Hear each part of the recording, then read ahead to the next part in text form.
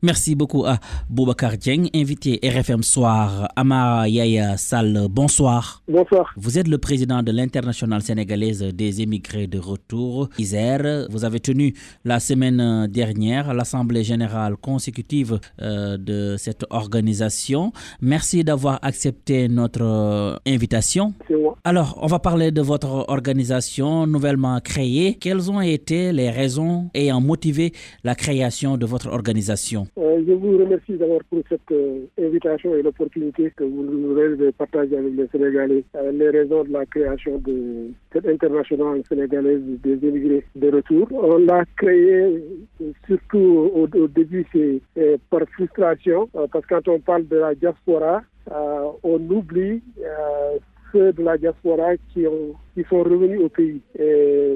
Par exemple, la journée de la diaspora qui a été organisée, la première journée nationale de la diaspora qui a été organisée, n'ont pas été impliqués, n'ont pas été associés. Nous n'avons aucune information là-dessus. Et ça, je me suis dit que cela c'est fait parce que nous n'étions pas organisés pour être visibles et être entendus. Et c'est pour cette raison qu'on a mis en place donc cette organisation, l'Internationale sénégalaise des émigrés de retour au pays, pour d'abord nous retrouver donc entre nous-mêmes et ensuite partager nos expériences et mettre aussi notre expertise et notre expérience sur la question d'immigration au service du Sénégal, de ces fils qui sont à l'extérieur, qui pensent revenir, de ceux qui sont déjà revenus et de ceux qui ont tenté de partir mais qui n'ont pas réussi à partir. Donc, nous avons beaucoup de choses à partager avec eux. Donc, vous avez identifié des lacunes spécifiques concernant la protection ou l'accompagnement des migrants sénégalais. Oui, il y a beaucoup de lacunes. Depuis, ça fait plusieurs décennies que les migrants se battent autour de ces questions. Dans tous les pays, il y a des problèmes d'intégration. Il y a des fois des abus. Les gens sont abusés. Par exemple, il y a des expulsions, des repatriements, des emprisonnements, des pertes de propriété. Il y a tellement de choses. Et également, c'est toutes ces questions-là que nous voulons partager un peu donc notre expérience. Pensez-vous que la création de cette organisation est pertinente et non redondante par rapport aux dispositifs déjà existants? Non, pas du tout. Je pense que ça va renforcer la diversité. On a besoin donc de cette diversité-là parce que les migrants de retour, quand même, sont une espèce particulière. Donc, ils parlent à partir d'une expérience directe. C'est pas à partir c'est pas des théories, c'est des gens qui ont un vécu, donc qui ont une expérience. Et à notre connaissance, il n'y a pas encore une organisation à l'échelle nationale de ceux qui sont rentrés. Et aujourd'hui, il y a beaucoup d'expériences que le Sénégal devrait apprendre. Il y a des victoires comme il y a des défaites. Donc, il y a des success stories comme il y a également des problèmes. Donc, cette organisation devra apprendre en charge. Amar Yaya Sall, président de l'Internationale sénégalaise des émigrés de retour, est notre invité. Monsieur Sall, pouvez-vous dresser un état des lieux de la situation des migrants sénégalais de retour au pays? Oui, la situation, il y a plusieurs figures. Il y a des migrants de retour qui sont, comme je le disais tout à l'heure, qui sont vraiment des success stories. Donc, c'est des choses sur lesquelles donc les Sénégalais peuvent apprendre et s'inspirer, qui sont donc des modèles de réussite, qui font des choses extraordinaires ici en investissant dans les différents domaines, et également dans le domaine du savoir, etc. Et tout.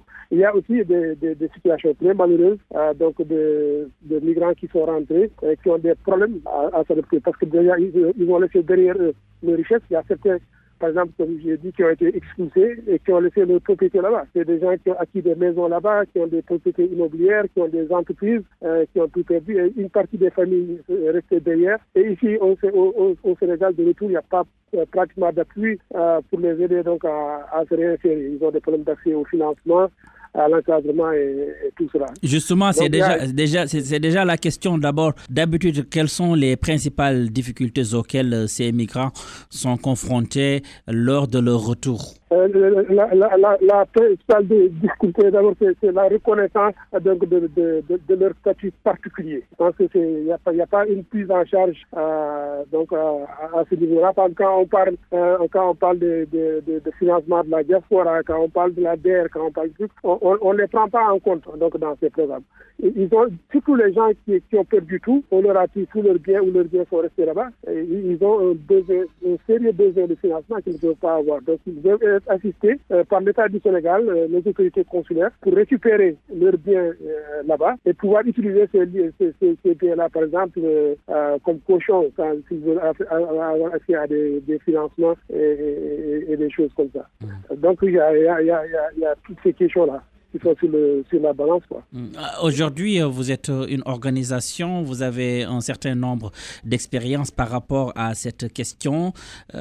Quelles sont les solutions ou recommandations que vous pouvez quand même mettre sur la table pour améliorer la situation de ces migrants et faciliter leur réinsertion?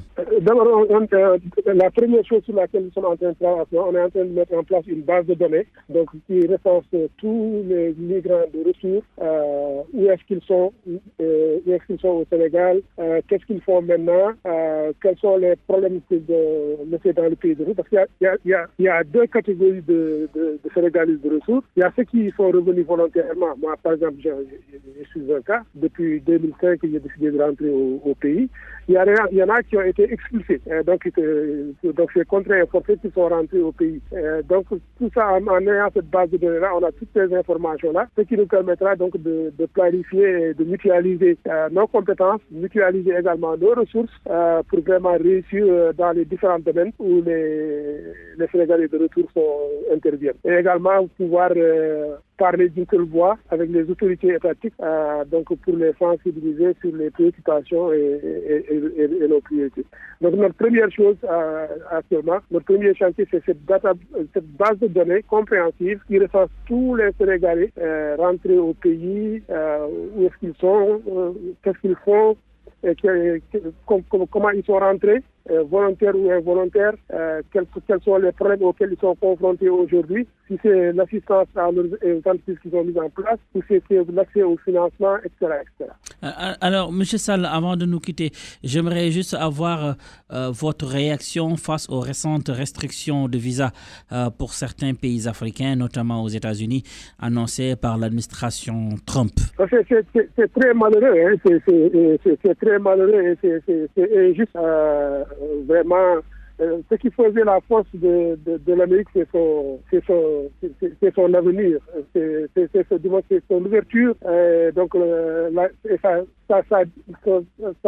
sa diversité. C'est ça qui faisait sa force. Et la restriction des visas là est un peu contre cette diversité qui faisait la force des États-Unis. Et c'est contre également même les besoins donc, du pays. Je pense que l'administration Trump, je souhaite que ça soit juste une parenthèse. Je souhaite que ça soit juste une parenthèse parce que le politique de visa elle est vraiment dramatique. Elle est vraiment dramatique. Ce n'est ni dans l'intérêt des États-Unis, ni dans l'intérêt des migrants.